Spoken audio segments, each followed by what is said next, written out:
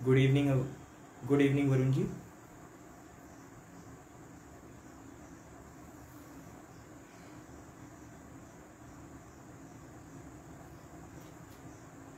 Voice clear है मेरी?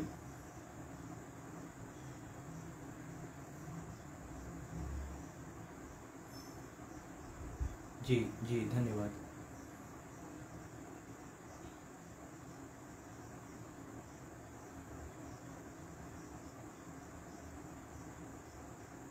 जी वरुण, तो मैं आपको ये एडवाइस करूंगा कि आप जो पहले की वीडियोस हैं या जो पहले के लेक्चर हैं आप यूट्यूब से, हमारे यूट्यूब पे चैनल जो है उस पर आप जाके देख सकते हैं, सारे वीडियोस पड़े हुए हैं उस पर, तो आपको और ज़्यादा हेल्पफुल रहेगा वो आपके लिए।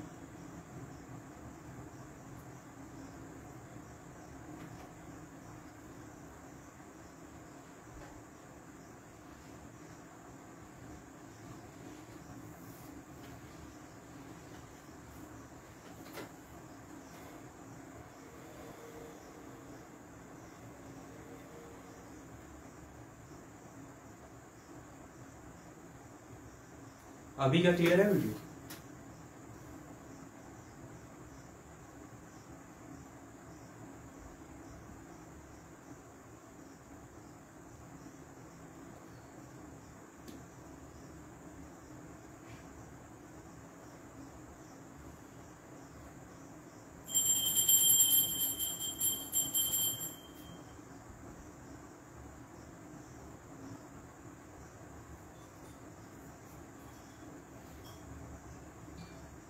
जी सत्येंद्र जी प्रणाम। वीडियो और वॉइस क्लियर है आप लोगों को?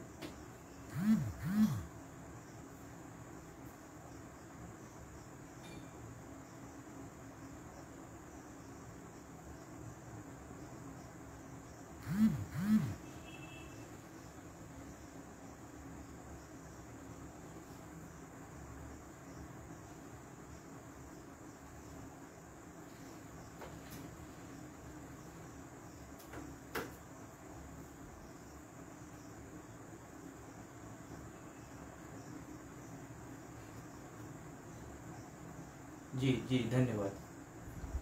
हो सकता है जिसको क्लियर ना दिख रहा हो, नेटवर्क प्रॉब्लम हो, आप बेयर ले लीजिए साथ में। अगर कोई प्रॉब्लम आएगी भी तो बेयर अगर आपके हाथ में होगी तो कोई दिक्कत नहीं रहेगी। Good evening Saurabh ji. तो आज जो है नेक्स्ट टॉपिक पे जाने से पहले हम फिर से कुछ क्वेश्चन आंसर देख लेते हैं और उसके बाद जो है हम आज की क्लास स्टार्ट करते हैं। तो जैसे कि हमने लास्ट क्लासेस में जो है डेफिनेशन क्लॉज को जो है कंप्लीट कर लिया था और लगभग सारा पोर्शन वहाँ पे कवर हो चुका है। अभी जो है हमें डेफिनेशन क्लॉज के आगे जो सब्सटेंटिव पार्ट में सेक्शंस हैं उनको देखना था। हालांकि वहाँ जाने से पहले हम कुछ क्वेश्चन आंसर देख लेते हैं, फिर हम जो है अपना नेक्स्ट जो है स्टार्ट करते हैं। तो प्लीज़ मुझे आप लोग ये बताइए, प्रेसिडेंशियल स्मॉल कॉजेज कोड को लेकर के जो प्रोविजन है वो सीपीसी में कहाँ पर प्रोवाइडेड है और किस ऑर्डर में दिया हुआ है? ऑर्डर और सेक्शन साथ में बताइए आप लोग। प्रोविंशियल स्मॉल कॉजेज कोड को लेकर के ऑर्डर और सेक्शन दोनों।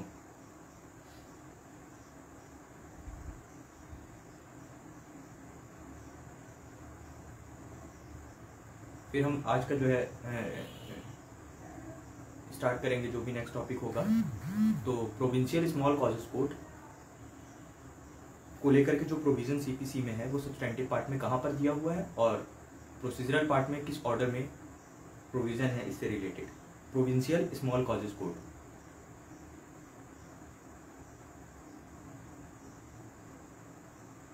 माफ कीजिए सत्येंद्र जी, सेक्शन 13 में ऐसा नहीं दिया है। जी हिमांशु जी, बहुत अच्छा, हिमांशु मिश्रा ने बहुत अच्छा आंसर किया है। ये जो है सेक्शन 7 और ऑर्डर 50। जी गुड इवनिंग गुलिस्तान जी। तो मेरा क्वेश्चन था, फिर से आप लोग देखिए अपने बेयर में। सत्येंद्र जी अगर आपने बेयर ली हो तो आप सेक्शन 7 देख सकते हैं। सेक्शन 7 में जो है प्रोविंशियल स्मॉल कॉजेज कोड को लेकर के प्रोविजन दिया हुआ है। रूही जी सेक्शन 7। विवेक जी प्रणाम। सौरभ सिंह सेक्शन 7, हाँ जी सही है आपका। प्लीज अब आंसर करिए आप लोग जो है प्रेसिडेंशियल स्मॉल कॉजेस कोड को लेकर के section with order, presidential small causes code को लेकर के सेक्शन प्लस ऑर्डर।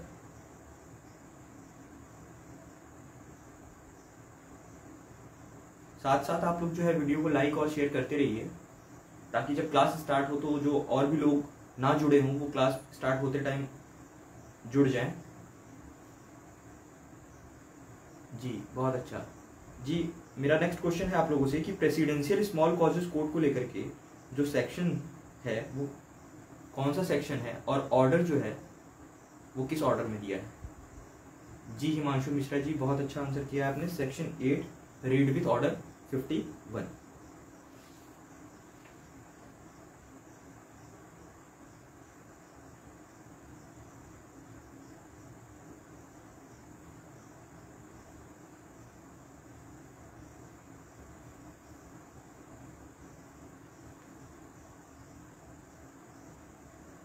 जी सत्येंद्र कुमार टाइगर जी, हाँ बहुत अच्छा, section 7 read with order 50।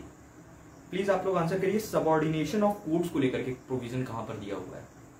Subordination of codes को लेकर के जो प्रोविजन है सीपीसी में वो कहां पर दिया हुआ है। जी Satyendra ji, section 8 read with order 51 presidential small causes code. अब प्लीज आप लोग जो है सबऑर्डिनेशन ऑफ कोड को लेकर के जो प्रोविजन है सीपीसी में वो कहां पर दिया है प्लीज बताइए।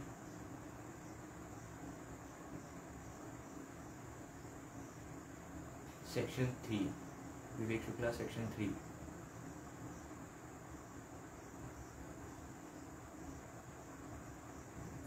Himanshu Mishra, section 3।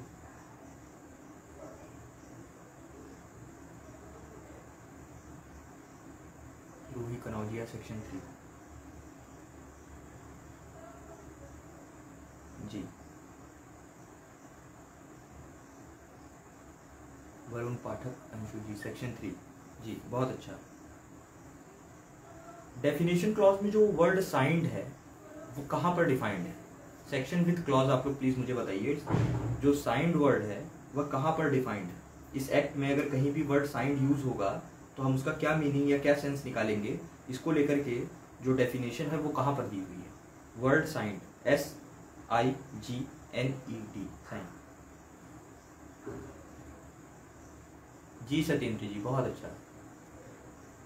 Himanshu Mishra, CRPC, section 15 and 483। हाँ बहुत अच्छा, उससे आप थोड़ा को रिलेट कर सकते हैं। वहाँ जो है क्रिमिनल कोड को लेकर के, यहाँ पे सिविल प्रोसीजर कोड है तो सिविल कोड को लेकर। हाँ Satyendra ji, section 2 clause section 20। Ruhi जी, सेक्शन 2 क्लॉज 20। विवेक शुक्ला, सेक्शन 2 क्लॉज 20। वरुण पाठक, सेक्शन 47। जी वरुण, अभी आपका आंसर जो है गलत है, आप प्लीज बेयर साथ में लीजिए और बेयर में देखते रहिए। तो जी Sanjay Tripathi ji, section 2 clause 20। Roshan Saroj, good evening Roshan ji. Himanshu Mishra, section 2 clause 20। हाँ तो अभी जो है आज का जो है हमारा टॉपिक रहेगा। देखिए टॉपिक स्टार्ट करने से पहले मैं आपसे फिर कहूँगा आप सभी से कि प्लीज़ वीडियो को जो है लाइक कर दीजिए और पॉसिबल हो तो शेयर कर दीजिए आप लोगों के लिए। फिर हम आज की क्लास स्टार्ट करते हैं। प्लीज़ आप लोग जो है लाइक और शेयर कर दीजिए।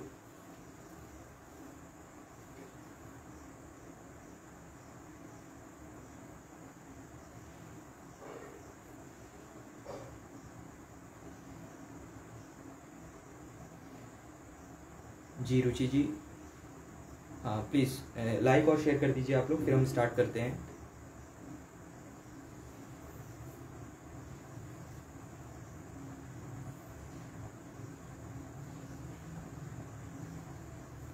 तो आज का जो हमारा टॉपिक होगा, टॉपिक पे जाने से पहले मैं आप लोगों को बता दूं कि जी धन्यवाद। तो देखिए टॉपिक पे जाने से पहले मैं आप लोगों को बता दूं कि हमने सीपीसी को लेकर के इसका डेफिनेशन, स्ट्रक्चर, ऑब्जेक्ट कंप्लीट किया। फिर हम डेफिनेशन क्लॉज पे गए। डेफिनेशन क्लॉज पे हमने काफ़ी चीज़ों को कवर किया। फिर हमने सेक्शन 3, 4, 5, 6, 7, 8 तक हमने जो भी पोर्शन था, यानी कि पार्ट 1 स्टार्ट होने से पहले जितनी भी चीज़ें थी उसको कवर किया। हमने एक एक चीज़ को सब्सटेंटिव पार्ट में और प्रोसीजरल पार्ट में को रिलेट करके समझा और उसको समझने की कोशिश की और काफ़ी हद तक हमने समझ में भी आया, काफ़ी लोगों ने, मैंने क्वेश्चंस भी किए तो आंसर भी किया काफ़ी अच्छा। तो जी रुचि जी धन्यवाद। तो उसके बाद जो है, अगर आप सीपीसी के सब्सटेंटिव पार्ट को ही देखें या अदर लॉज को भी आप देखें, तो काफ़ी ऐसी चीज़ें हैं जो डेफिनेशन क्लॉज में ही केवल डिफाइंड नहीं होती, वो आगे के पार्ट में भी कई चीज़ें आपको मिलेंगी। जब आप सीपीसी भी पढ़ेंगे तो जो कॉइन वर्ड है, वो आपको कॉइन वर्ड जो है आप देखेंगे तो आपको डेफिनेशन के पार्ट में नहीं मिलेगा, वो आपको आगे चल के सेक्शन 230 में मिलेगा। तो ऐसे ही सारे लॉज में लगभग कई चीज़ें ऐसे आपको मिलती हैं। तो मेरा ये प्रयास रहेगा कि अब जो डेफिनेशन क्लॉज को छोड़ करके जो और चीज़ें ऐसी हैं जो कि डिफाइंड की हुई हैं सब्सटेंटिव पार्ट में, हम उन सारी चीज़ों को ब्रीफली समझें और पढ़ें, क्योंकि ये हमें हर जगह मिलेंगे और मैं आपको काफ़ी ऐसे एग्जाम्पल दिखाऊंगा जहाँ आपको ये चीज़ें मिलती रहेंगी। तो मेरा प्रयास ये रहेगा कि जो अभी हमारी क्लास चलेगी आजकल, या हो सके तो मतलब कल तक ही हम सारी ये चीज़ें भी कंप्लीट कर लें। तो अब जो हमारे सब्सटेंटिव पार्ट में अदर चीज़ें ऐसी दी हुई हैं जिनका डेफिनेशन वहाँ पे प्रोवाइडेड है, हम उनको एक एक करके समझने की कोशिश करेंगे। और मैं प्लीज़ आप सभी से रिक्वेस्ट करूँगा कि आप लोग जो है अपनी बेयर अपने साथ रख लीजिए, तो हो सकता है आपको समझने में वो ज़्यादा हेल्पफुल रहेगा। तो आज का जो हमारा टॉपिक होगा वो होगा वर्ड इंटरेस्ट। आप लोग प्लीज़, अगर आप लोगों ने सीपीसी की बेयर ली हो अपने साथ, तो सेक्शन 34 आप लोग देखिए, सीपीसी का सेक्शन 34।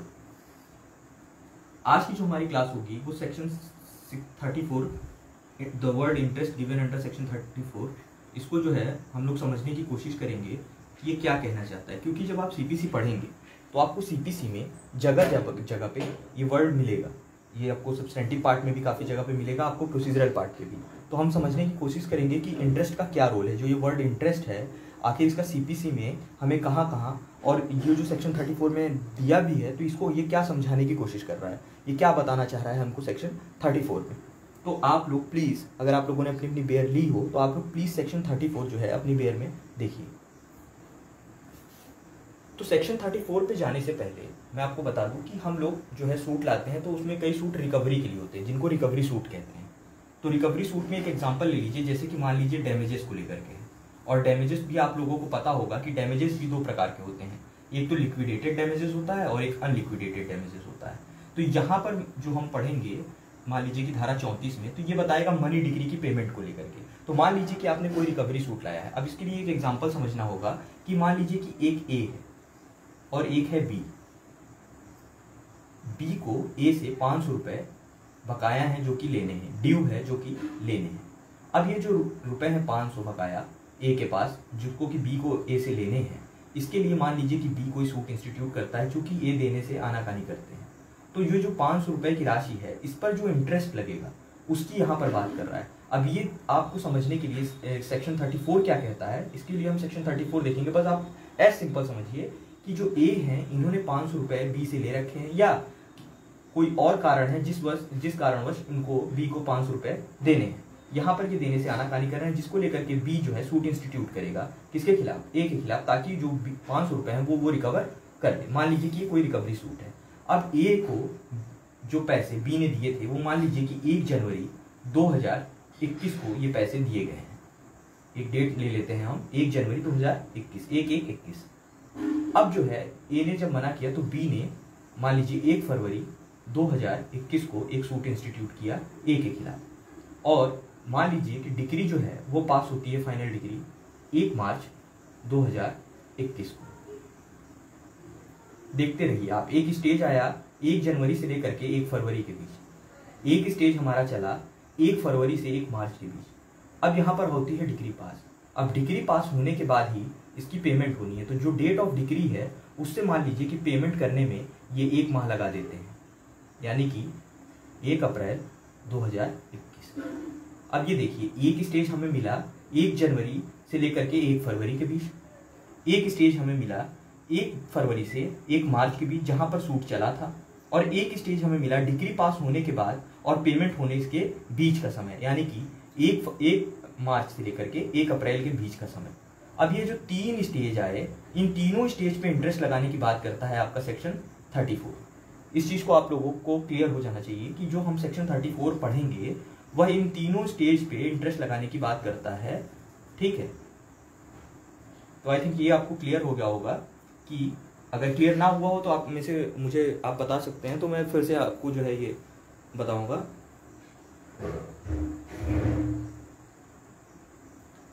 तो देखिए ए ने जो है बी को पैसे देने हैं और वो ड्यू हैं जो कि वो नहीं दे रहा है। तो मान लीजिए कि 1/2021 को जो है वो पैसे ए के पास गए जिसको कि बी को देना था।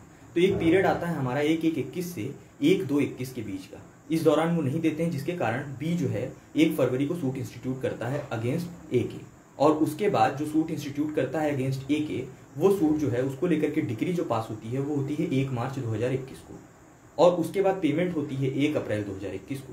तो हमने देखा कि 3 जो पीरियड आए, इन तीनों पे जो ये 500 का सम था इसको लेकर के इंटरेस्ट लगेगा। अब आप इसको देखिए, समझने की कोशिश करिए। तो हम कुछ पॉइंट्स बना लेते हैं। तो हम मानते हैं कि 1 जनवरी 2021 से 1 जनवरी 2021 से, पहले आप एग्जांपल समझ लीजिए, उसके बाद सेक्शन 34 हम हमारे लिए समझने के लिए आसान हो जाएगा। आप बस एक एग्जांपल समझिए कि 1 जनवरी 2021 को जो है ए के पास रुपए 500 बकाया गए पैसे हैं जो कि बकाया हैं, जो कि वो बी को नहीं दे रहा है। अब इस पे हम मान लेते हैं कि बी ने क्या किया कि 1 फरवरी 2021 को सूट इंस्टीट्यूट किया। तो जो ये पीरियड रहेगा यानी कि 1 जनवरी 2021 से लेकर के 1 फरवरी 2021 के बीच का, इस पे हम मान लेते हैं कि एक प्रायर इंटरेस्ट लगेगा। आप लोग नोट कर लीजिए, एक मान लीजिए कि प्रायर इंटरेस्ट लगेगा, हम एक टर्म दे देते हैं इसको। फिर सूट इंस्टीट्यूट होता है 1 फरवरी 2021 को, जिसपे कि डिक्री पास होती है 1 मार्च 2021 को। अब ये जो टाइम पीरियड है, इस टाइम पीरियड पे एक इंटरेस्ट लगेगा। तो हम मान लेते हैं कि ये ड्यूरिंग ट्रायल वाला इंटरेस्ट है, इंटरेस्ट ड्यूरिंग ट्रायल। अब जो है डेट ऑफ डिक्री हमारी आती है 1 मार्च 2021। अब इसके बाद जो इंटरेस्ट लगेगा उसे हम कहेंगे फर्दर इंटरेस्ट। ये आपके बेयर में दिया हुआ है। ये तीनों पॉइंट बहुत जरूरी हैं, खुद से बना लेंगे तो समझने के लिए आसानी होगी सेक्शन 34 को। एक हो गया प्रायर इंटरेस्ट, एक हो गया इंटरेस्ट ड्यूरिंग ट्रायल, और एक इंटरेस्ट हो गया फर्दर इंटरेस्ट, यानी कि डिग्री पास होने के बाद और पेमेंट होने तक जो इंटरेस्ट चार्ज किया जाएगा। अब जब आप सेक्शन 34 को पढ़ेंगे तो सेक्शन 34 सिंपली कहता है कि अगर कोई डिक्री आई है फॉर पेमेंट ऑफ मनी, या आप मान लीजिए इसको कह सकते हैं मनी डिक्री, तो उस मनी डिक्री पे यानी कि जो पेमेंट ऑफ मनी के लिए डिक्री आई है उस पे इंटरेस्ट लगाने का जो प्रोविजन होगा या इंटरेस्ट कैसे चार्ज होगा, इसको लेकर के बताता है सेक्शन 34। और सेक्शन 34 सिंपली हमें इंटरेस्ट ही समझाने की कोशिश कर रहा है। बस हमें समझना क्या है कि जो बेयर में दी हुई चीजें हैं उसको जो इसने 3 पार्ट में चार्ज करने का तरीका बताया है, हमें उसे समझना है। तो जब आप देखेंगे सेक्शन 34 तो आपको प्राइमरली यही चीजें समझ में आएंगी कि जो 3 स्टेज हैं, तीनों स्टेज पे इंटरेस्ट चार्ज हो रहा है।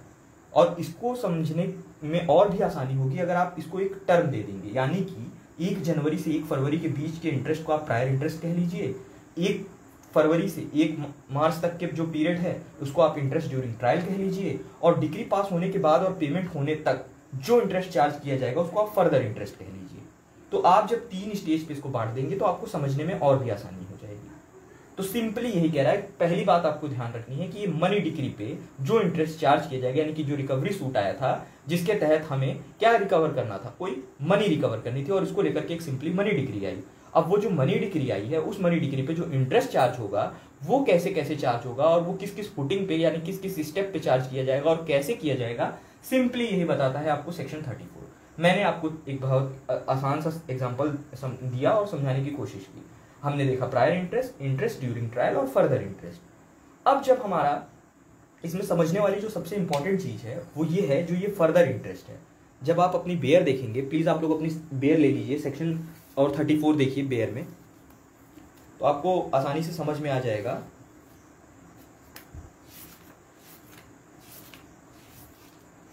तो जब आप सेक्शन 34 देखेंगे तो ये सिंपली कहता है, देखिए 2 पार्ट में ये बटा हुआ है, एक प्रोविजो है और एक जो क्लॉज फर्स्ट है सेक्शन 34 का, हमें वो समझना है।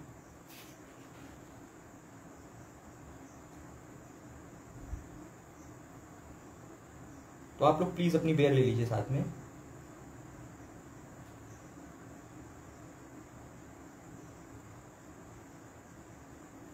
अब आइए हम देखते हैं सेक्शन 34, और सेक्शन 34 में आपको मिलेगा क्लॉज 1, क्लॉज 2, और सेक्शन 34 क्लॉज 1 के साथ प्रोविजो जुड़ा हुआ है, सेक्शन 34 के साथ क्लॉज 2 है, और आपको 2 एक्सप्लेनेशन भी मिलेंगे। तो सेक्शन 34 में रीड करता हूं, अगर हो सके तो आप लोग इसको समझने की कोशिश करिएगा। तो सेक्शन 34 का क्लॉज 1 कहता है कि where and in so far as a decrees for payment of money, आप टिक करते चलिए, अगर आप लोगों ने हाईलाइटर लिया हो तो उसका भी यूज कर सकते हैं। तो कहता है कि अगर कोई डिक्री है for the payment of money और कोर्ट उस डिक्री में ऑर्डर करती है इंटरेस्ट चार्ज करने की, ठीक, at such rate as the court deem reasonable to be paid on the principal sum adjust, तो जो प्रिंसिपल सम है उसके ऊपर इसको चार्ज किया जाएगा from the date of the suit to the date of decree. ये पहली बात करता है, तो जिस दिन सूट इंस्टीट्यूट हुआ है उस दिन से लेकर के डेट ऑफ डिक्री तक का इंटरेस्ट। फिर कहता है in addition to any interest adjust on such principal sum for any period prior to the institution of the suit. तो मैंने आपको पहले ही बताया कि प्रायर इंटरेस्ट, इसको हम मान लेते हैं प्रायर इंटरेस्ट, यानी कि सूट इंस्टीट्यूट होने से पहले जो प्रिंसिपल सम था जिसको कि क्लेम करने के लिए सूट आया था या रिकवर करने के लिए सूट आया था, तो हम मान लेते हैं कि वो हो गया प्रायर इंटरेस्ट। अब इसके बाद बारी आती है समझने की, with further interest at such rate not exceeding 6% per annum as the court deem reasonable on such principal sum. अब ये देखिए तीसरा आने वाला है जो मैंने आपको बताया था, further interest from the date of decree to the date of payment और to such earlier date as court think fit. तो ये 3 स्टेज पे जो यहां पर इंटरेस्ट चार्ज हो रहा है, मैंने आपको फिर से वो वेयर में आपको बताया कि सूट और कैसे कैसे हो रहा है। तो date of the suit to the date of the decree पहला, दूसरा कह रहा है period prior to the institution of suit दूसरा, और तीसरा from the date of decree to the date of payment और to such earlier date as the court think fit, यानी कि पेमेंट से पहले की भी कोई डेट कोर्ट तय कर सकती है, लेकिन ये जो डेट होगी ये कोर्ट द्वारा तय की जाएगी और इस पे जो इंटरेस्ट चार्ज होगा यानी कि जो फर्दर इंटरेस्ट होगा वो कितना होगा, तो वो होगा 6% पर एनम के हिसाब से। देखिए यहां पर जो प्रायर इंटरेस्ट को लेकर के परसेंटेज की बात जो है वो नहीं दी हुई है, ड्यूरिंग ट्रायल क्या परसेंट चार्ज होगा इसको लेकर के कोई बात नहीं की गई है, और जो यहां पे फर्दर इंटरेस्ट चार्ज होगा उसको लेकर के सिंपली बताया है कि 6% पर एनम। तो यहां पर हमको यह समझना है कि ये 3 फुटिंग पे इंटरेस्ट चार्ज करने की बात करता है। प्रायर इंटरेस्ट हमने सब समझा, दूसरा हमने देखा इंटरेस्ट चार्ज ड्यूरिंग ट्रायल, और तीसरा हमने देखा फर्दर इंटरेस्ट जो कि बाद में चार्ज किया जाएगा। ठीक है, अब इसका प्रोविजो जो सिंपल सी बात कहता है, मान लीजिए कि यहां पर मैंने आपको बताया कि डेट ऑफ डिक्री से लेकर के पेमेंट ऑफ डिक्री तक के लिए 6% पर एनम से चार्ज किया जाएगा। अब यहां पर आप सिंपल सा ये समझिए कि यह है जनरल रूल। जनरल रूल कहता है कि 6% पर एनम के हिसाब से चार्ज किया जाएगा, ठीक। लेकिन ये जनरल रूल का एक्सेप्शन आपको मिलेगा जब आप इसका प्रोविजो देखेंगे, जब आप सेक्शन 34 क्लॉज 1 का प्रोविजो देखेंगे। जब आप सेक्शन 34 क्लॉज 1 का प्रोविजो देखेंगे तो यहां पर आपको मिलेगा इसका एक्सेप्शन। अब ये देखिए एक्सेप्शन क्या कहता है, एक्सेप्शन ये कहता है कि ये जो 6% का रेट चार्ज किया जा रहा है कोर्ट द्वारा, ये जो है एक्सीड नहीं करना चाहिए, ये हमारा जनरल रूल कहता है।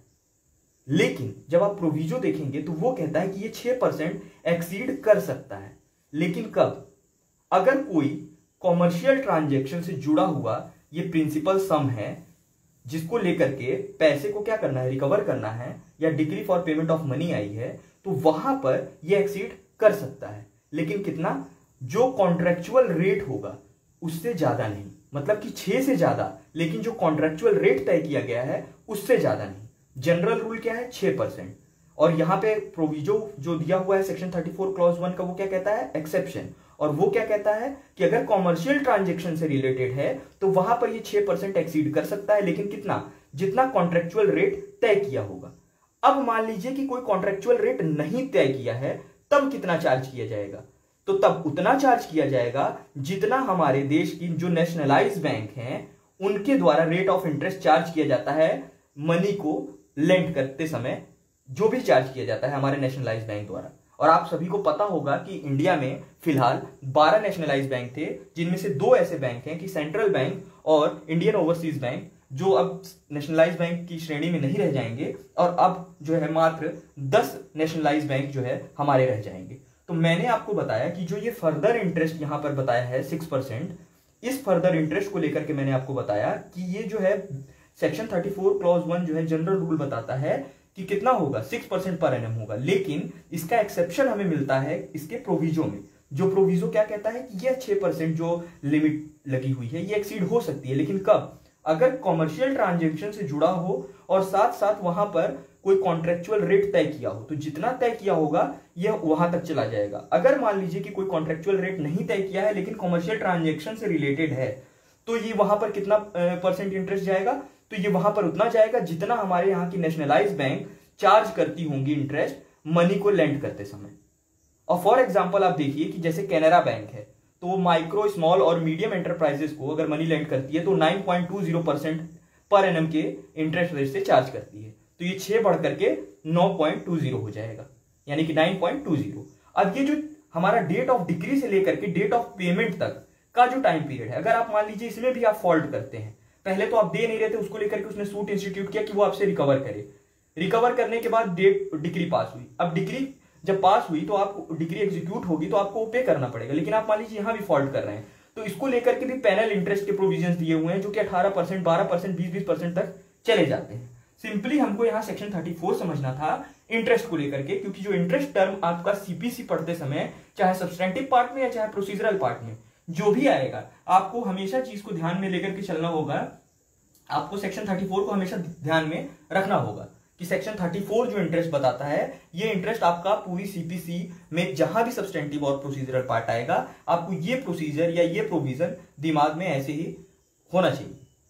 तो यहां पर हम लोगों ने देखा, मैंने आपको एग्जांपल दिया 1 जनवरी से लेकर के 1 फरवरी, यानी कि सूट इंस्टीट्यूट होने से पहले वाला जो इंटरेस्ट, यानी कि प्रायर इंटरेस्ट। फिर मैंने आपको बताया कि इंस्टीट्यूट होने के बाद डिग्री आने तक का इंटरेस्ट, यानी कि इंटरेस्ट ड्यूरिंग ट्रायल। और फिर मैंने आपको बताया कि डेट ऑफ डिग्री से लेकर के डेट ऑफ पेमेंट तक का इंटरेस्ट, यानी कि जो भी फर्दर इंटरेस्ट होगा। तो मैंने 3 टर्म दिए ताकि आपको इजीली समझ में आ जाए। अब इसके बाद मैंने आपको बताया कि जो फर्दर इंटरेस्ट होगा उसको लेकर के सेक्शन 34 कहता है कि 6% पर एनम के हिसाब से चार्ज किया जाएगा। लेकिन जब आप सेक्शन 34 का क्लॉज 1 का प्रोविजो देखेंगे तो वो इसके अपवाद बताता है, और वो कहता है कि अगर कॉमर्शियल ट्रांजेक्शन से रिलेटेड है तो वहां पर ये जो 6% की सीमा है ये क्रॉस हो जाएगी। लेकिन ये कितनी जाएगी, जितना कॉन्ट्रेक्चुअल रेट होगा उतना। और अगर मान लीजिए कि कोई कॉन्ट्रेक्चुअल रेट नहीं डिफाइंड है या नहीं दिया हुआ है या कोई कॉन्ट्रेक्चुअल रेट तय ही नहीं हुआ था, तो वहां पर कितना, तो वहां पर उतना जितना कि हमारे यहाँ के नेशनलाइज बैंक चार्ज करते हैं। और मैंने आपको बताया कि आज की डेट में इंडिया में टोटल 10 नेशनलाइज बैंक है, ठीक है। और मैंने आपको एक एग्जांपल के तौर पे बताया कि जैसे कैनरा बैंक है, तो कैनरा बैंक 9.20% के हिसाब से एमएसएमई को अगर लेंड करता है मनी, तो वो चार्ज करता है 9.20 पर एनम के हिसाब से इंटरेस्ट। तो ये हमने देखा सेक्शन 34। अभी सेक्शन 34 पूर्णतः खत्म नहीं हुआ है। आप में से जिसने भी नेगोशिएबल इंस्ट्रूमेंट एक्ट पढ़ा होगा, नेगोशिएबल इंस्ट्रूमेंट एक्ट 1881, अगर जिस किसी ने नहीं पढ़ा है या जिसके पास बीआर नहीं है, तो आप प्लीज नोट कर लीजिए कि जब आप नेगोशिएबल इंस्ट्रूमेंट एक्ट 1881 पढ़ेंगे तो वहां का सेक्शन 79 कहता है, जी कौस्तुभ जी धन्यवाद। तो जब आप नेगोशिएबल इंस्ट्रूमेंट एक्ट 1881 पढ़ेंगे तो वहां का सेक्शन 79 कहता है कि जहां पर अगर मान लीजिए कि कोई रेट तय है, वो पेमेंट को लेकर के ही है, तो जहां पर तय है तो आप जो तय परसेंटेज इंटरेस्ट को लेकर के है, आपसे उतना चार्ज किया जाएगा जब आप पेमेंट करेंगे। और जब आप धारा 80 को देखेंगे नेगोशिएबल इंस्ट्रूमेंट एक्ट के, तो वो कहता है कि जहां पर ये फिक्स नहीं है वहां पर आपसे चार्ज किया जाएगा 18%। तो आप सेक्शन 34 को नेगोशिएबल इंस्ट्रूमेंट एक्ट 1881 से सेक्शन 79 और सेक्शन 80 से भी कोरिलेट करके समझ सकते हैं, या आप नोट कर सकते हैं ये पॉइंट। जिस किसी के पास बेयर ना हो या जिसने ना पढ़ा हो, तो आप प्लीज सेक्शन 34 सीपीसी के साथ नेगोशिएबल इंस्ट्रूमेंट एक्ट का सेक्शन 79 और सेक्शन 80 नोट कर लीजिए। सेक्शन 79 तब बात करता है जब इंटरेस्ट रेट तय हो, तो जितना तय है उतना। और सेक्शन 80 सिंपली कहता है कि जहां पर इंटरेस्ट रेट नहीं तय है वहां पर 18% के हिसाब से आपसे इंटरेस्ट चार्ज किया जाएगा। अब ये यहीं पे खत्म नहीं होता है। आपको इंटरेस्ट को और अच्छे से समझने के लिए देखना होगा सीपीसी का ऑर्डर 21 रूल 1। तो प्लीज आप लोग जो है अपने बेयर में जो है ऑर्डर 21 जो है, प्लीज आप लोग देखिए। ऑर्डर 21 जो है एग्जीक्यूशन से रिलेटेड है, एग्जीक्यूशन प्रोसीडिंग से रिलेटेड है। तो जिस किसी ने भी बेयर ले रखी हो, आप लोग प्लीज अपना ऑर्डर 21 रूल 1 देखिए।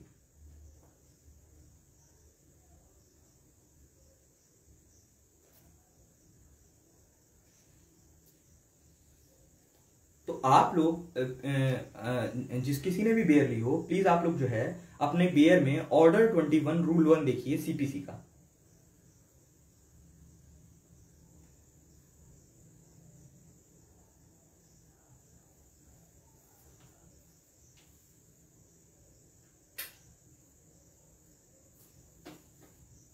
तो जब आप अपना सीपीसी का ऑर्डर 21 खोलेंगे जो कि execution of decree and order की बात करता है, तो ऑर्डर 21 का रूल 1 कहता है mode of paying money under decree. यानी कि सिंपली मान लीजिए कि जैसे यहां पर पेमेंट ऑफ मनी होनी थी उसको लेकर के हमने इंटरेस्ट की बात की थी, अब यहां पर मोड बताएगा कि कैसे होगा। तो जब आप सीपीसी के ऑर्डर 21 का रूल 1 और रूल 1 का सब रूल 4 देखेंगे, वैसे तो पूरा रूल ही पढ़ना होगा, तो आप लोग टाइम निकाल करके ये ऑर्डर कोशिश करिएगा ये रूल पढ़ने की कि यहां पर जब मनी पे की जाएगी तो वो कैसे पे की जाएगी। तो इसको लेकर के जब आप देखेंगे तो वहां पर साफ साफ दिया हुआ है कि आप कोर्ट में डिपॉजिट कर दीजिए या पोस्टल मनी से या कैसे बैंक के द्वारा या अदरवाइज जैसा भी कोर्ट आपको डायरेक्ट करे वैसे आप पे कर सकते हैं। जब आप इसको लेकर के ऑर्डर 21 रूल 1 सब रूल 4 देखेंगे तो वो कहता है कि अगर कोई भी मनी पे कर दी जाती है, कैसे, जैसे ऑर्डर 21 का रूल 1 में मोड बताए गए हैं क्लॉज ए में और क्लॉज सी में, तो वहां जब पे कर दिया जाएगा यानी कि ए के तहत यानी कि कोर्ट में डिपॉजिट कर दिया गया या सी में जैसा भी कोर्ट ने अदर मोड बताया वैसा, तो उस दिन से क्या सीज हो जाएगा, cease to run from the date of service of the notice, interest shall cease to run from the date of service of the notice. तो आप क्या करेंगे कि आप जैसे डिफेंडेंट है, मान लीजिए प्लेंटिफ है, आप डिफेंडेंट है, आपके अगेंस्ट डिक्री पास हुई, आपको मनी पेमेंट करनी थी, आपने कोर्ट में उस मोड से मनी पे की जिस मोड को लेकर के ऑर्डर 21 रूल 1 बताता है। इसके बाद क्या होगा कि पे करने के बाद ही काम खत्म नहीं होता है, इसके बाद एक नोटिस इशू होती है जो कि प्लेंटिफ के पास जाती है कि भैया ऐसा है कि मनी की जो है पेमेंट हो चुकी है। अब ये जो नोटिस जिस दिन जाएगी उस दिन से उस मनी को लेकर के कोई भी इंटरेस्ट नहीं बढ़ेगा, ना ही चार्ज किया जाएगा, उसी दिन से सीज हो जाएगा इंटरेस्ट चार्ज होना। ये दिया हुआ है आपका ऑर्डर 21 के रूल 1 में सब रूल 4 में। आई थिंक सबको यहां तक क्लियर हो गया होगा।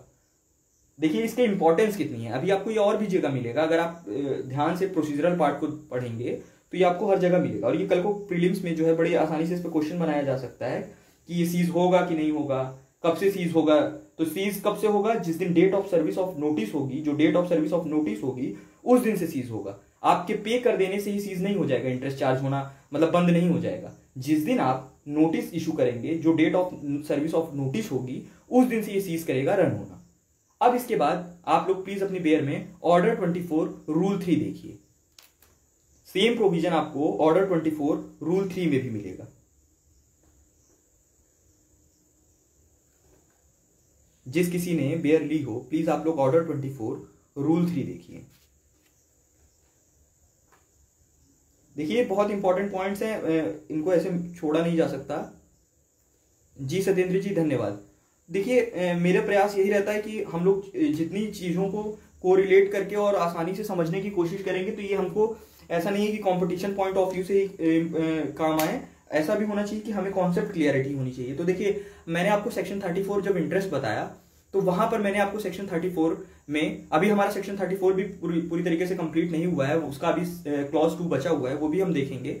फिलहाल मैंने आपको फिर नेगोशिएबल इंस्ट्रूमेंट एक्ट का सेक्शन 79 सेक्शन 80 बताया। फिर हम लोग गए ऑर्डर 21 रूल 1 पे, जहां पर जो मनी को लेकर के जो पेमेंट होनी है वो कैसे उसका एग्जीक्यूशन होगा, क्या मोड होगा, क्या तरीके होंगे, वहां पे हमने देखा। और हमने ये देखा कि जो इंटरेस्ट है वो किस दिन से सीज हो जाएगा रन होना। जहां पे तो हमने सिंपली देखा कि इंटरेस्ट को लेकर के क्या है, अब हमारा एग्जीक्यूशन के टाइम पे भी तो समझना जरूरी है कि हमें ये कैसे कैसे एग्जीक्यूट होगा, तो वहां पे क्या इंटरेस्ट का रोल रहेगा। अब जब आप ऑर्डर 24 देखेंगे जो कि पेमेंट इनटू कोर्ट की बात करता है, तो देखिए जब आप ऑर्डर 24 देखेंगे तो ऑर्डर 24 का रूल 3 देखिए। ऑर्डर 24 का रूल 3 जो है सेम वही बात करता है जो आपका ऑर्डर 21 का रूल 1 सब रूल 4 कह रहा था। ऑर्डर 24 का रूल 3 भी वही सेम बात कहता है जो ऑर्डर 21 का रूल 1 का सब रूल 4 कह रहा था। वो कहता है कि जो भी इंटरेस्ट होगा चार्ज नहीं किया जाएगा उस मनी डिपॉजिट पे जो मनी डिपॉजिट की गई है किसके द्वारा, डिफेंडेंट के द्वारा। और उसके बाद क्या किया गया है, उसके बाद एक जो है नोटिस दी गई है प्लेंटिफ को। मैंने आपको फिर बताया कि डिफेंडेंट क्या करेगा, कोर्ट में पे करेगा, पे करने के बाद एक नोटिस इशू होगी जो कि किसके पास जाएगी, प्लेंटिफ के पास। और जिस दिन वो प्लेंटिफ के पास चली गई फिर उस पर इंटरेस्ट चार्ज होना बंद हो जाएगा। और यही बात हमारा ऑर्डर 24 का रूल 3 कहता है, यही बात हमारा ऑर्डर 21 का रूल 1 सब रूल 4 कहता है। ये सारी चीजें अगर आप लोग नोट्स बना रहे हो तो बहुत अच्छा है, अदरवाइज बेयर का जो है बेयर में आप पूरी चीजें नोट करते चलिए।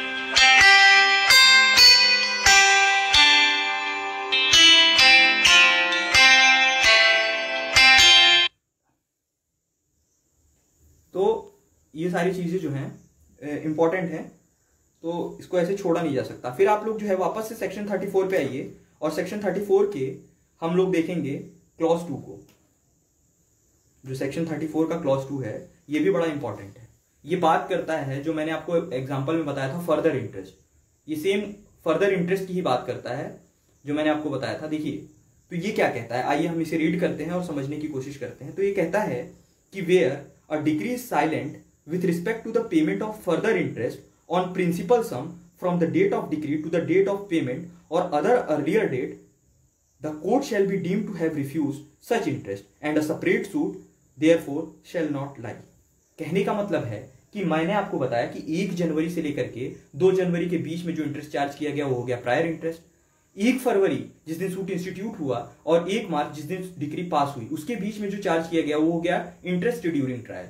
फिर मैंने आपको बताया कि 1 मार्च से लेकर के 1 अप्रैल तक, या कोई मान लीजिए अर्लियर डेट हो, मैंने तो एक एग्जाम्पल के तौर पर ये रखा है डेट, तो उस पर जो चार्ज हो रहा था वो हमारा 6% पर एनम के हिसाब से चार्ज हो रहा था। तो जो मान लीजिए कि जो डिग्री पास हुई है उसमें इस फर्दर इंटरेस्ट को लेकर के अगर कोई भी जिक्र नहीं है, यानी कोई मेंशन नहीं है, कुछ भी चीज ऐसी मेंशन नहीं है उस डिग्री में इस फर्दर इंटरेस्ट को लेकर के, तो इसका मतलब इसकी मीनिंग हम यही निकालेंगे कि कोर्ट ने क्या किया है, रिफ्यूज कर दिया है ऐसा इंटरेस्ट चार्ज करने से। आप इंप्लाइड मीनिंग यही निकालेंगे कि कोर्ट ने ऐसा फर्दर इंटरेस्ट चार्ज करने से क्या कर दिया है, रिफ्यूज कर दिया है। और आप इसको लेकर के अगर ये सोच रहे हैं कि हम फिर से कोई नया फर्दर सूट इंस्टीट्यूट करें, तो ये पॉसिबल नहीं होगा कि आप कोई फिर से फर्दर इंस्टीट्यूट करें सूट इस चीज को लेकर के, यानी कि जो फर्दर इंटरेस्ट पे डिग्री साइलेंट है इसको लेकर के आप कोई नया सूट इंस्टीट्यूट नहीं कर पाएंगे।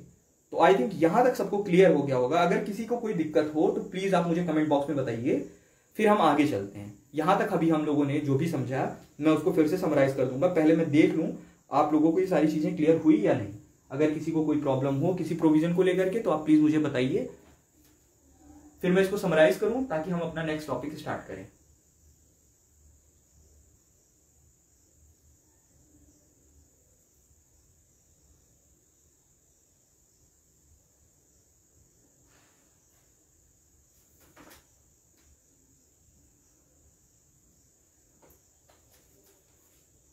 चलिए आई थिंक सबको क्लियर है, तो मैं आपको फिर से समराइज कर दूं। देखिए कोई रिकवरी सूट है, उसको लेकर के हमने सूट इंस्टीट्यूट किया, वहां हमें डिग्री पास हुई।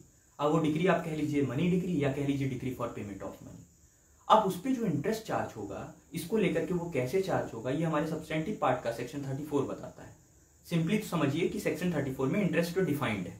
अब ये इंटरेस्ट डिफाइंड है तो यानी कि कैसे कैसे क्या करना है इंटरेस्ट को लेकर के, सेक्शन 34 क्लॉज 2 जी सत्येंद्र जी बहुत अच्छा। वरुण जी, जो सत्येंद्र जी ने कमेंट बॉक्स में बताया है ये एकदम सही बताया है जी। हिमांशु जी धन्यवाद। तो देखिए फिर मैंने आपको बताया कि इंटरेस्ट जो है यहां पर जब हम सेक्शन 34 पढ़ेंगे तो ये मेनली 3 स्टेज पे चार्ज किया जाएगा। मैंने आपको बताया प्रायर इंटरेस्ट, फिर मैंने आपको बताया इंटरेस्ट ड्यूरिंग ट्रायल, और फिर मैंने आपको बताया फर्दर इंटरेस्ट। प्रायर इंटरेस्ट यानी सूट इंस्टीट्यूट होने से पहले जो प्रिंसिपल सम पे इंटरेस्ट चार्ज किया जाएगा आपको, इंटरेस्ट ड्यूरिंग ट्रायल यानी कि जब सूट इंस्टीट्यूट हुआ है उस दिन से लेकर के जिस दिन तक डिग्री पास नहीं हो जाती है जो इंटरेस्ट चार्ज किया जाएगा वो, और उसके बाद मैंने आपको बताया कि डेट ऑफ डिग्री से लेकर के डेट ऑफ पेमेंट तक जो इंटरेस्ट चार्ज किया जाएगा उसको कहेंगे हम फर्दर इंटरेस्ट। अब यहां पर मैंने आपको बताया कि जब हम सेक्शन 34 क्लॉज 1 पढ़ते हैं तो वहां पर कहता है कि सेक्शन 34 क्लॉज 1 कहता है कि जो फर्दर इंटरेस्ट होगा वो 6% पर एनम के हिसाब से चार्ज किया जाएगा।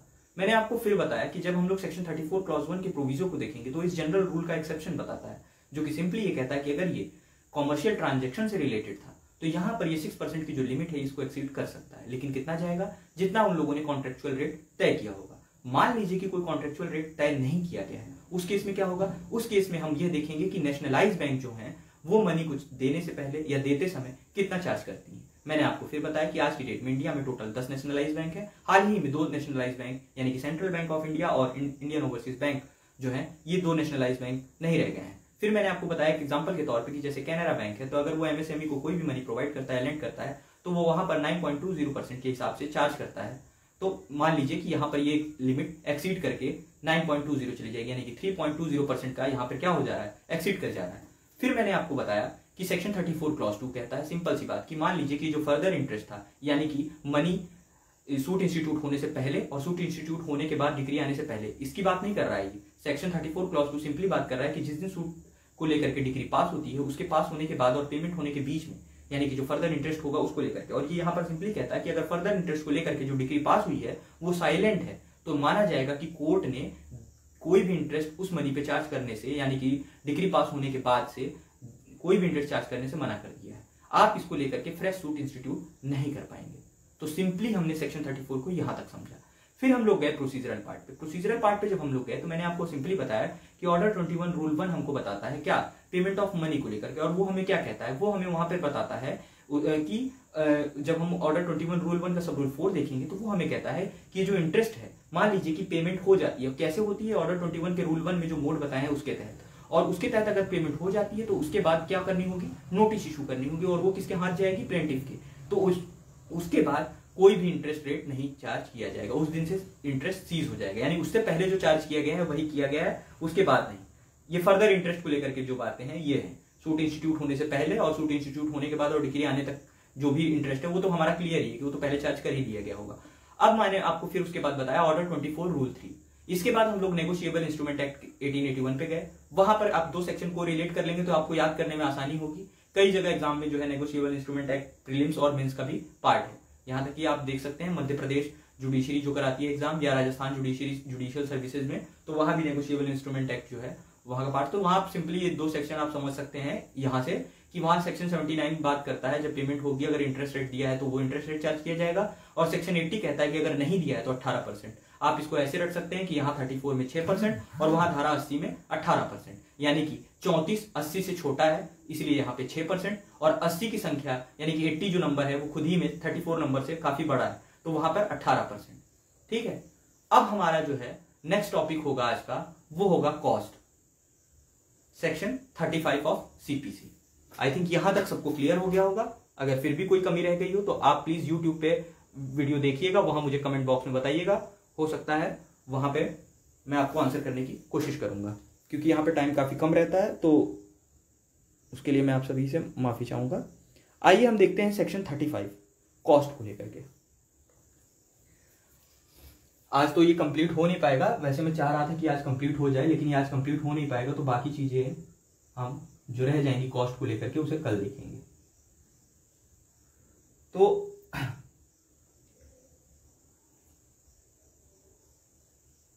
सिंपली यहां पे आप लोग जो है अपनी बेयर ले लीजिए और सेक्शन 35 देखिए। जब आप सेक्शन 35 देखेंगे तो ये कॉस्ट को लेकर के बताता है।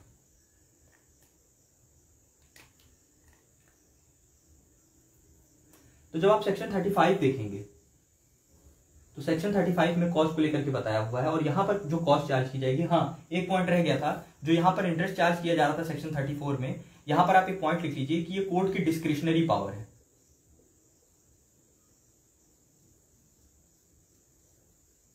ये कोर्ट की डिस्क्रिशनरी पावर है, ये हो सकता है क्वेश्चन पूछ ले आपसे। तो सेक्शन 34 में जो इंटरेस्ट को लेकर के, तो इंटरेस्ट चार्ज करना है या नहीं करना है, कोर्ट की डिस्क्रिशनरी पावर है। अभी हम देखेंगे सेक्शन 35 ऑफ सीपीसी। आप इसको सिंपल ये समझिए कि यहाँ कोर्ट के पास पावर है चार्ज करने का, क्या, कॉस्ट। कॉस्ट मतलब खर्चा, सिंपल समझिए, कॉस्ट मतलब खर्चा, जो भी खर्चे आएंगे। अब कोई प्रोसीडिंग चलेगी तो उस दौरान काफी खर्चे आते हैं, उन खर्चों को लेकर के जो बात हो रही है वो धारा 35 बता रहा है। 35A में भी कॉस्ट है, 35B में भी कॉस्ट है। इसके बाद हम लोग 118 देखेंगे। इस पर अभी काफी सारी चीजें जो हैं आज मुझे नहीं लगता है कि हो पाएंगी, पर फिर भी आज जितनी कवर हो पाए हम उन्हें समझने की कोशिश करते हैं। तो सेक्शन 35 जब आप कॉस्ट देखेंगे तो ये सिंपल कहता है कि सब्जेक्ट टू कंडीशन, लिमिटेशन, और कोई भी लॉ इन फोर्स है उसके सब्जेक्ट टू रहते हुए कोर्ट के पास ये पावर होगी कि वो क्या डिटरमाइन करे कि किसके द्वारा, बाय हुम। बाय हुम में कौन आएगा, तो बाय हुम में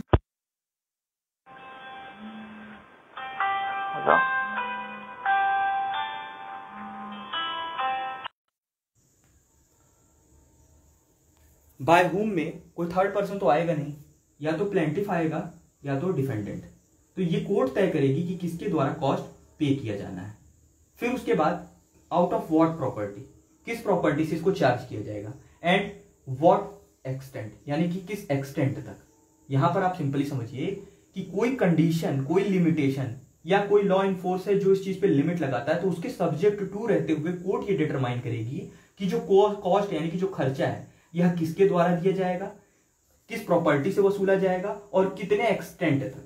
यहां पर सिंपली सेक्शन 35 आपकी यही बात करता है।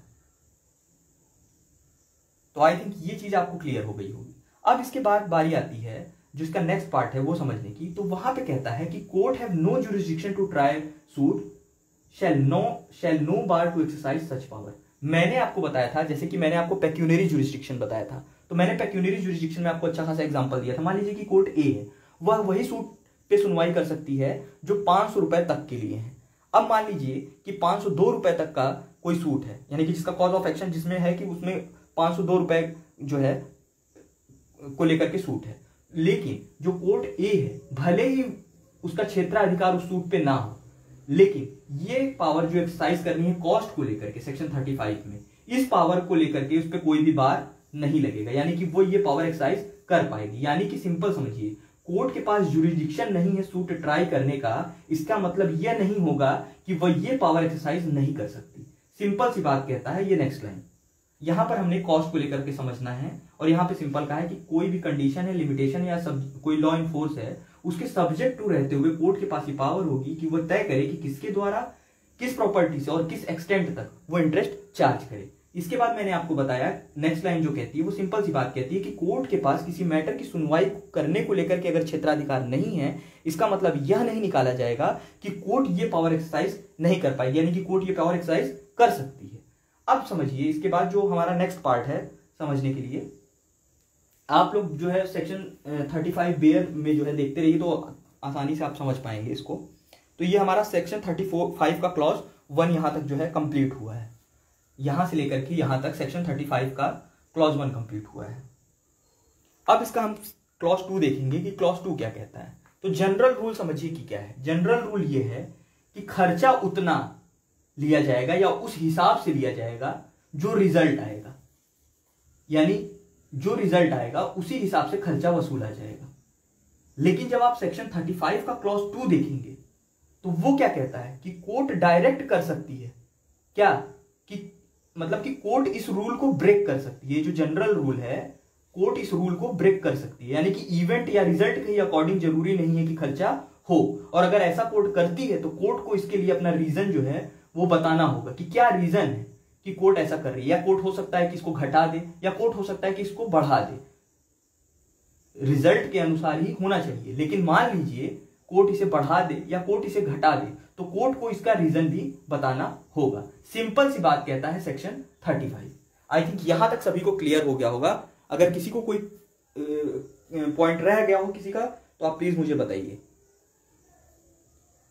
जी सुनील जी धन्यवाद। तो ये हमारा हमने अभी सेक्शन 35 देखा, सेक्शन 35 क्लॉज 1 देखा, फिर हमने सेक्शन 35 क्लॉज 2 देखा।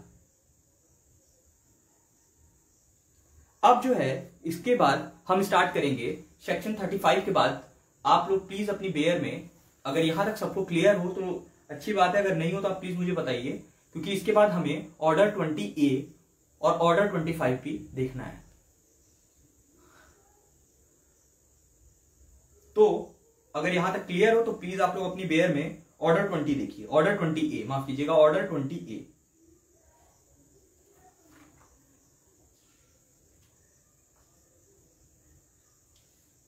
जब आप ऑर्डर 20A देखेंगे तो ये 1976 में अमेंडमेंट से ऐड हुआ है ऑर्डर 20A, इसको इंसर्ट किया गया था 1976 में।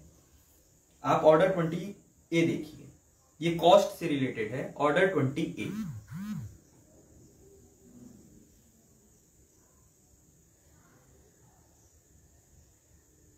तो ऑर्डर 20A में टोटल 2 रूल दिए हुए हैं।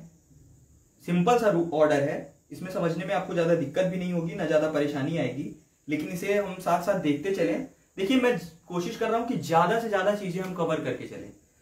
सब्सटेंटिव पार्ट हमारा बहुत सिंपल है, मात्र वो 158 सेक्शन ही कंटेन करता है, उसमें भी अभी बीच बीच में कई ऐसे सेक्शन आएंगे जो रिपील्ड हो गए हैं। 35 थोड़ा जी जी जी हिमांशु जी, मैं अभी समराइज करूंगा तो मैं वहां पे क्लियर करूंगा। तो देखिए हमारा जो सब्सटेंटिव पार्ट है वो मात्र 158 सेक्शन है उसमें, और उसमें भी काफी रिपील्ड हो गए हैं, और काफी ऐसे सेक्शन है जिसे हमें पढ़ना नहीं है। लेकिन जो हमारा प्रोसीजरल पार्ट है बहुत लेंथी है, तो अगर हम इसमें ज्यादा से ज्यादा प्रोसीजरल को कवर कर पाएंगे तो ही आसान हो पाएगा, अदरवाइज ये जो है हमेशा ही आपको टफ लगेगा। तो आप जब ऑर्डर 20A देखेंगे जो कि 1976 में अमेंडमेंट से ऐड हुआ था, तो ऑर्डर 20A में ये मेनली 2 रूल ही कंटेन करता है।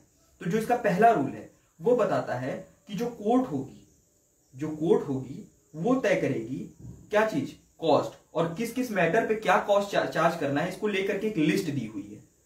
मैं एक एग्जांपल के तौर पे पढ़ देता हूं, बाकी आप लिस्ट देख लीजिएगा। तो पहला कहता है expenditure incurred for the giving of any notice required to be given by law for the institution of suit. तो कोई भी वह खर्चा जो किसी नोटिस को लेकर के आता है, जो कि लॉ द्वारा रिक्वायर्ड है किसी सूट को इंस्टीट्यूट करने से पहले, ऐसी कोई नोटिस है जो कि सूट इंस्टीट्यूट होने से पहले इशू होना जरूरी है लॉ द्वारा, तो उस नोटिस को लेकर के जो एक्सपेंस आएंगे वो क्या खर्चा होगा, कितना होगा और किससे कैसे चार्ज किया जाएगा, इसको लेकर के यहां पर बताया। ऐसे ही आपको एफ तक मिल जाएगा, ए से लेकर के एफ तक। ये कुछ आइटम्स हैं जिनको आप देख सकते हैं, एक लिस्ट है। तो यहां पर जो है कोर्ट जो है ये तय करेगी कॉस्ट। अब लेकिन जब आप ऑर्डर 20A का रूल 2 देखेंगे तो ये कहता है कि जो भी यहां पे कॉस्ट अवॉर्ड किया जाएगा इस रूल के तहत, वह वैसे ही होना चाहिए जैसे हाई कोर्ट ने इसके बिहाफ पे रूल बनाया हो। और मैंने आपको पहले भी बताया है कि rule making power of high court कहां है, कैसे है, कितना है। तो आप सिंपल जो है ऑर्डर 20A के 2 रूल हैं। एक जो ऑर्डर 20A का जो रूल 1 है वहां पे एक लिस्ट दी हुई है, आप लिस्ट देख लीजिएगा। और वो कहता है कि वहां जो कोर्ट द्वारा निर्धारित किया जाएगा वह वैसे होना चाहिए कि जैसे ऑर्डर 20A का रूल 2 बताता है। और वो क्या कहता है कि जो हाई कोर्ट द्वारा इसको लेकर के रूल बनाए गए होंगे उनके हिसाब से। फिर आप जो है अपनी बेयर में आप लोग देखिए ऑर्डर 25, ताकि हम फटाफट आज जो है जितना हो पाए इतना कवर करें, फिर हम कल की क्लास में देखेंगे और क्या रह जाता है। या आई थिंक मुझे लगता है कि आज इतना ही रहने देते हैं, मैं समराइज कर देता हूं इसको। उसके बाद जो हमारे जो और पॉइंट्स बच जा रहे हैं कॉस्ट को लेकर के, क्योंकि अभी कॉस्ट को लेकर के काफी सेक्शन भी रह गए हैं, इसको हम कल कवर करेंगे। तो यहां पर मैं आपको बता दूं कि हमने सेक्शन 34 देखा, मैंने उसे ऑलरेडी आपको बहुत ही अच्छे से समझाने की कोशिश की। अब आते हैं हम सेक्शन 35 पे। सेक्शन 35 पे सिंपल सी बात करता है कि जो खर्चे वसूले जाएंगे कोर्ट द्वारा पार्टी से, जो प्रोसीडिंग चली गई उसमें टाइम टू टाइम पे, मैं आपको कल एक पूरी लिस्ट बताऊंगा, उस लिस्ट को आप देखेंगे तो आपको आसानी से काफी चीजें समझ में आएंगी। तो उसमें बताया हुआ है काफी, उस लिस्ट में आपको समझने के लिए काफी आसानी होगी जब आप अदर प्रोविजन से इसको समझेंगे। तो जब प्रोसीडिंग चलेगी तो उसमें जो जो चीजों को लेकर खर्चे आएंगे उसको लेकर के यहाँ बात किया है। और ये जो मेनली जो है ये कोर्ट डिटरमाइन करेगी, लेकिन जब कोर्ट इसको निर्धारित करेगी तो वो सब्जेक्ट टू रहेगी किसी कंडीशन के, लिमिटेशन के अगर है तो, और या कि कोई ऐसा लॉ है इनफोर्स में तो उसके सब्जेक्ट टू रहते हुए। और कोर्ट यहाँ पर क्या तय करेगी कि किसके द्वारा इसको वसूला जाएगा, यानी कि प्लेंटिफ या डिफेंडेड, बाय होम। दूसरा, आउट ऑफ व्हाट प्रॉपर्टी, यानी कि किस प्रॉपर्टी से इसको चार्ज किया जाएगा। तीसरा, एट व्हाट एक्सटेंट, यानी कि किस सीमा तक किससे कितना चार्ज किया जाएगा। ठीक है। अब इसके बाद जो है यहां पर सिंपल सी बात कहा है कि अगर मान लीजिए कि कोर्ट के पास क्षेत्राधिकार नहीं है किसी मामले की सुनवाई करने का, इसका मतलब यह नहीं समझा जाएगा कि कोर्ट यह पावर जो दी हुई है सेक्शन 35 में, इस पावर को एक्सरसाइज नहीं कर पाएगी। यानी कि वह इस पावर का एक्सरसाइज तभी भी कर पाएगी भले ही उसके पास मैटर जो मैटर है उसको लेकर के जुरिस्डिक्शन हो या ना हो। इसके बाद हम लोगों ने देखा कि जनरल रूल ये कहता है कि जो भी खर्चे वसूले जाएंगे वह जो रिजल्ट आया है या जो इवेंट है उसके अकॉर्डिंग लिए जाएंगे। इवेंट कहने का मतलब जो आप देखेंगे हम लोग कि जो डिफरेंट स्टेज पे, यानी कि ऑर्डर 21 रूल 46G देखेंगे, ऑर्डर 11 रूल 3 देखेंगे, ऑर्डर 12 रूल 9 देखेंगे, ऑर्डर 27 रूल 3 देखेंगे। तो ये जो डिफरेंट इवेंट पे जो कॉस्ट चार्ज की गई है उसको उसके अकॉर्डिंग रहेगा या उससे डिफरेंट रहेगा। तो यहां पर जनरल रूल ये है कि ये जो इवेंट होते हैं उसी के अकॉर्डिंग कॉस्ट चार्ज की जाती है, की भी जानी चाहिए। लेकिन इसका जब आप क्लॉज 2 देखेंगे तो वो कहता है कि अगर कोर्ट इवेंट से हटकर कॉस्ट चार्ज करती है, यानी कि इसके अकॉर्डिंग रह करके चार्ज नहीं करती। अब यहां 2 चीजें हो सकती हैं, या तो कम चार्ज करे या तो ज्यादा चार्ज करे।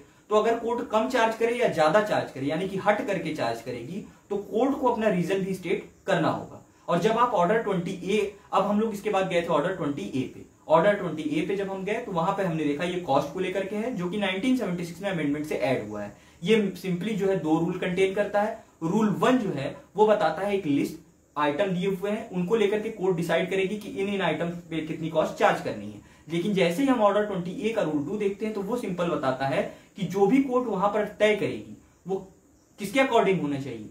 जो भी रूल इसको लेकर के यानी कि कॉस्ट को लेकर के हाई कोर्ट द्वारा बनाए गए हैं उसको फॉलो करते हुए ही वो चार्ज कर पाए। तो आई थिंक यहां तक सबको क्लियर हो गया होगा। अगर किसी को कोई दिक्कत हो तो प्लीज आप मुझे कमेंट बॉक्स में बताइए, फिर जो है हम अपनी नेक्स्ट क्लास जो है आगे से कंटिन्यू करेंगे।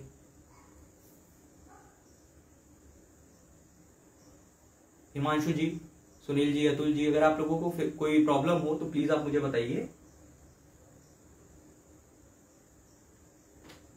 अदरवाइज अब कल से हम स्टार्ट करेंगे फिर आगे का टॉपिक। जो कॉस्ट है इसको आगे और जो बचे हैं जो प्रोविजन उसको समझेंगे कल।